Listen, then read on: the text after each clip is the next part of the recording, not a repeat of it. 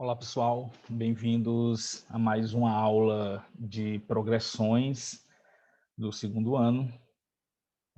Nas aulas anteriores, a gente definiu os conceitos de sequências, falamos na aula anterior sobre progressões aritméticas e nessa aula a gente vai dar prosseguimento ao estudo das progressões aritméticas.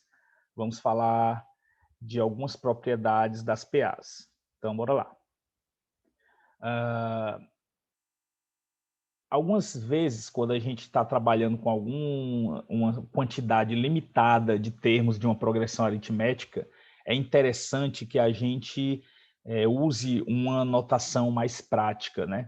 Nós sabemos que uma PA é uma sequência onde cada termo a partir do segundo ele é obtido somando o termo anterior mais a razão, né? Então, em algumas situações, quando a gente tem uma quantidade limitada desses termos, a gente pode escrever de uma maneira mais prática. Vamos ver aqui. Por exemplo, se nós temos uma PA com 3 termos, nós podemos escrever dessa forma, onde eu tenho o termo central sendo A, o anterior A menos a razão e o posterior A mais a razão. Se eu tiver uma PA com 4 termos, eu posso escrever dessa forma: A menos 3R, A menos R, A mais R e A mais 3R, ok? E se eu tiver 5 termos, eu posso escrever dessa forma: A menos 2R, A menos R, A mais R e A mais 2R. Você observa aqui que quando eu tenho uma quantidade ímpar de termos, eu vou ter esse termo central aqui que eu estou representando como A, ok? Vamos a um exemplo. Determinar os números A, B e C, cuja soma é igual a 15, o produto é igual a 105 e formam uma PA crescente. Então, observe que neste exemplo nós iremos trabalhar com 3 termos em PA. Então, a gente pode escrevê-los da seguinte forma: como eu tenho esses 3 termos A, B e C, eu posso fazer da forma que o termo central é o B, o anterior, então, que é o A, vai ser B menos R, e o posterior, que é o C, vai ser B mais R. Assim, nós ficamos com B menos R, B e B mais R. Agora, vamos utilizar as informações que a questão nos passou. Ela disse que a soma dos 3 termos é igual a 15, então vamos usar essa primeira informação aí. Como eu sei que a soma é igual a 15, nós vamos ter que B menos R, que é o primeiro termo, mais B, que é o segundo, mais B mais R, que é o terceiro, essa soma dá igual a 15. Aqui a gente cancela o menos R com mais R, ficou B mais B mais B, que vai dar 3B. Então 3B é igual a 15, esse 3 passa dividindo, o B vai ser 15 dividido por 3, B igual a 5. Então a gente já encontrou o termo central dessa progressão aritmética. Vamos usar agora a segunda informação, que diz que o produto desses termos é igual a 105. Então, como esse produto é igual a 105, eu vou ter aqui B menos R vezes B mais R igual a 105. Como nós descobrimos que o B vale 5, substituindo aqui eu vou ter 5 menos R vezes 5 vezes 5 mais R, isso é igual a 105. Esse 5 que está multiplicando aqui, ele passa dividindo, então eu vou ter 5 menos R vezes 5 mais R igual a 105 dividido por 5. Então, você observa que esse produto aqui, 5 menos R vezes 5 mais R, é um produto notável, né? É o produto da soma pela diferença de 2 termos. No caso aqui, nós sabemos que vai dar o quadrado do primeiro menos o quadrado do segundo, né? Então, eu vou ter aqui 5 ao quadrado menos R ao quadrado. E 105 dividido por 5 dá igual a 21. Agora, passando o 25 para o segundo membro, eu vou ter menos R ao quadrado, vai ser 21 menos 25. Então, menos R ao quadrado é igual a menos 4. Consequentemente, R ao quadrado é igual a 4. Então, o R vai ser mais ou menos a raiz quadrada de 4. R é igual a mais ou menos 2. Nós encontramos, então, 2 valores possíveis para a razão, né? Mais 2 ou menos 2. Observe no enunciado da questão que ele nos diz que a PA é crescente. Se a PA é crescente, então a razão tem que ser maior do que zero. Então, R é igual a 2. Com essa observação, nós podemos encontrar, então, os números pedidos. Como A é B menos R, então vai ser 5 menos 2, que é 3, e o C é B mais R, vai ser 5 mais 2, que é 7. Assim, nós temos os termos 3, 5 e 7, que são os termos da nossa progressão. Ok? Dando continuidade aí, vamos para mais um exemplo. 3 números estão em PA de tal forma que a soma entre eles é 15 e o produto é 80. Calcule os 3 números. Você observa que esse exemplo ele é bastante parecido com o anterior. No caso aqui, ele não diz para nós quem são os termos, né? Ele diz apenas 3 termos, né? 3 números estão em PA e a soma deles é 15 e o produto é 80. Ele pede para a gente calcular esses números. Ele não nos diz se a PA é crescente ou decrescente. Então, vamos lá. Inicialmente, vamos representar os 3 termos. Como ele não, né, especificou, vamos usar aquela notação inicial. Então, vou representar os 3 números como A menos R, A e A mais R. Como eu sei que a soma deles dá 15, então eu vou ter A menos R mais A mais R igual a 15. Cancelando aqui o menos R com mais R, vai restar A, 3A igual a 15. Esse 3 multiplicando passa dividindo, então A vai ser 15 dividido por 3, A igual a 5. Encontramos o termo central. Então, você já observa que nesse tipo de problema, a gente sempre vai encontrar o termo central através dessa soma. Agora vamos usar a informação do produto. Como eu sei que o produto entre eles dá 80, então A menos R vezes A mais R dá 80, o A nós acabamos de descobrir, que é 5. Então, 5 menos R vezes 5 mais R igual a 80. O 5, multiplicando, passa dividindo, então eu vou ter 5 menos R vezes 5 mais R é igual a 80 por 5.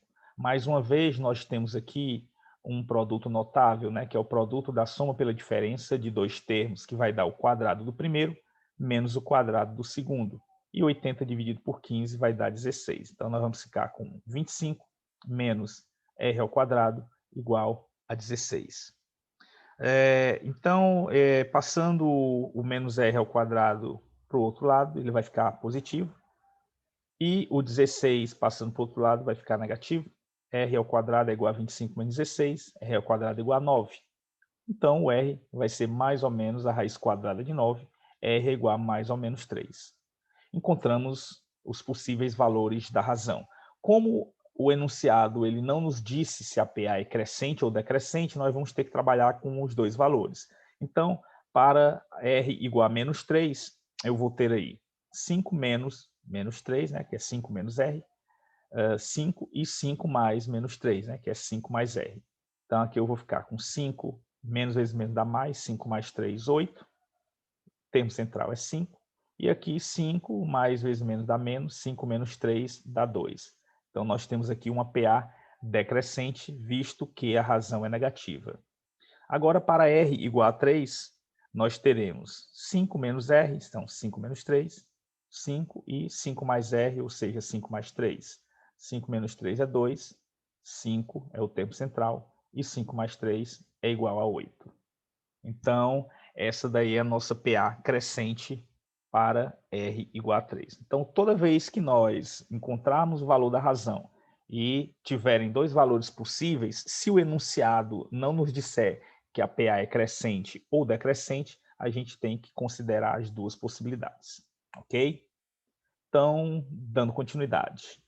Propriedades das progressões aritméticas. Uma propriedade interessante é a seguinte: para 3 termos consecutivos de uma PA, o termo médio é a média aritmética dos outros 2. Então, vamos considerar 3 termos consecutivos como A1, A2 e A3. Lembrando que isso pode se estender a quaisquer 3 termos consecutivos. Então, o que ele quer dizer é que o termo do meio, né, termo médio, que seria o A2, ele é a média aritmética dos outros 2 termos, que seria A1 mais A3 dividido por 2. Vamos demonstrar isso. Então, se nós temos aqui A1, A2 e A3 nessa progressão aritmética, nós podemos escrever que A3 menos A2 é igual a A2 menos A1, que é exatamente a razão. Ora, nós sabemos que a variação de uma progressão aritmética é constante, ou seja, do A1 para o A2, eu somei a razão. Do A2 para o A3, eu somei a razão. Então, se eu subtrair A3 menos A2, vai dar a razão. Se eu subtrair A2 menos A1, vai dar a razão. Logo, A3 menos A2 deve ser igual a A2 menos A1, que é o que nós temos aqui. Com base nessa informação, A3 menos A2 igual a A2 menos A1, nós vamos ter, eu passo o menos A2 para somar com esse A2 e passo esse menos A1 para somar com A3. Então, eu vou ficar com A2 mais A2 igual a 1 mais A3. A2 mais A2, pessoal, vai dar 2 vezes A2, que é igual a 1 mais A3. Esse 2 passa dividindo, então A2 é igual a 1 mais A3 dividido por 2. Ou seja, o termo médio ele é a média aritmética dos outros dois termos. Vamos para um exemplo. Determine x de modo que x, 2x mais 1 e 5x mais 7 seja uma PA. Ora, se eu sei que esses três caras aí são uma PA, esses três termos são consecutivos, então eu posso fazer, pela propriedade vista, que o termo médio é a média aritmética dos outros dois. Então, quem é o termo médio? Quem é o A2? 2x mais 1. Quem é o A1? É x. E quem é o A3? É 5x mais 7. Então, isso dividido por 2. Esse 2 passa para cá multiplicando, né? Passa para o primeiro meio multiplicando. Então, eu vou ter 2 vezes 2x mais 1, que vai ser igual a x mais 5x mais 7. Só que x mais 5x é quanto? 6x, né? Então, 6x mais 7. Eliminando aqui os parênteses, eu vou ter 2 vezes 2x, dá 4x, e 2 vezes 1 dá 2. Então, eu tenho que 4x mais 2 é igual a 6x mais 7. Agora eu vou juntar os termos que tem x, né? Passo esse 4x para o lado do 6x e passo o 7 para o lado do 2. Então, eu vou ficar com 6x menos 4x é igual a 2 menos 7. 6x menos 4x dá 2x e 2 menos 7 dá menos 5. Esse 2 multiplicando passa dividindo, então encontramos que o valor de x é menos 5 meios. Ok? Vamos continuar agora falando sobre termos equidistantes dos extremos. O que são esses termos equidistantes dos extremos? Numa sequência, dizemos que dois termos, AN e AP, são equidistantes dos extremos quando a quantidade de termos antes de AN é igual à quantidade de termos depois de AP. Vamos explicitar isso de uma forma mais clara. Observe essa sequência onde nós temos 15 termos. Tem o A1, A2, A3, A4, A5, A6, A7, A8, A9, A10, A11, A12, A13, A14 e A15. Vou pegar dois termos quaisquer aí. Por exemplo, o A5 e o A11. Você observa que esses dois termos eles são equidistantes dos extremos. Por quê? Porque há 4 termos antes do A5, que seriam o A4, o A3, o A2 e o A1. E há 4 termos depois ou após o A11, que seriam o A12, o A13, o A4, o A14 e o A15. Então, você observa que esses dois termos estão equidistantes dos extremos. O A5 está a 4 termos do primeiro termo da sequência e o A11 está a 4 termos do último termo da sequência. Uma maneira prática de ver se dois números são equidistantes dos extremos é somar seus índices e subtrair uma unidade. Então, se der a quantidade total de termos, então eles são equidistantes. No caso aí, nós temos que a sequência possui 15 termos. Então, se você somar ali os índices do A5 e do A11, nós vamos ter aqui 5 mais 11, 16, menos 1 dá 15, que é a quantidade de termos. Então, toda vez que você pegar dois termos, se você somar os índices e subtrair de 1, se der a quantidade de termos, esses dois termos são equidistantes, ok? Usando esse conceito de termos equidistantes, vamos para a propriedade P2. Numa progressão aritmética com n termos, a soma de dois termos equidistantes dos extremos é igual à soma desses extremos. Ou seja, vamos considerar que a P e a K são termos equidistantes. Se eu somá-los, o resultado deve ser igual à soma dos próprios extremos, então, do primeiro mais o último termo. Essa é a propriedade. Vamos verificar um exemplo aqui. Seja PA de razão 3, eu tenho aqui 2, 5, 8, 11, 14, 17, 20, 23, 26, 29 e 32. Observe que nós temos aí 11 termos. Os extremos são 2 e 32. Então, a soma deles vai dar o quê? 34. Vamos agora somar os termos equidistantes. Então, eu tenho, por exemplo, o segundo com o penúltimo, seria o A2 mais o A10. O terceiro com o antepenúltimo, que é A3 mais A9. O quarto mais o antepenúltimo, que seria o A8, e assim sucessivamente. Observe que a soma dos índices, 2 mais 10, 12, menos 1, 11. 3 mais 9, 12, menos 1, 11. 4 mais 8, 12, menos 1, 11. Então, todos eles aqui são equidistantes, né? Você soma os índices e subtrai uma unidade e vai dar a quantidade de termos que tem a sequência. Vamos ver quanto é que dá a soma desses termos. Então, o segundo com o décimo, 5 mais 29, 34. O terceiro com o nono, 8 mais 26, 34. O quarto mais o oitavo, 11 mais 23, 34. O quinto mais o sétimo, 14 mais 20, 34. Observe aqui que como eu tenho uma quantidade ímpar de termos, o 17, que é o sexto termo, ele é o termo central. Como ele é o termo central, ele é equidistante tanto do primeiro quanto do último termo, ou seja, ele é equidistante dos extremos. Logo, eu somo ele com ele mesmo. Então, 17 mais 17 dá 34, que é essa observação. O 17 é o termo central, ele é equidistante dos extremos. Então, essa propriedade ela é bastante interessante. Ela nos diz que a soma de termos equidistantes dos extremos é exatamente igual à soma desses extremos. Ok? Na próxima aula, pessoal, nós iremos falar sobre a soma de termos de uma PA. E para isso, a gente vai utilizar essa propriedade da soma de termos equidistantes. Então, obrigado pela atenção e a gente se vê na próxima aula. Grande abraço e até a próxima.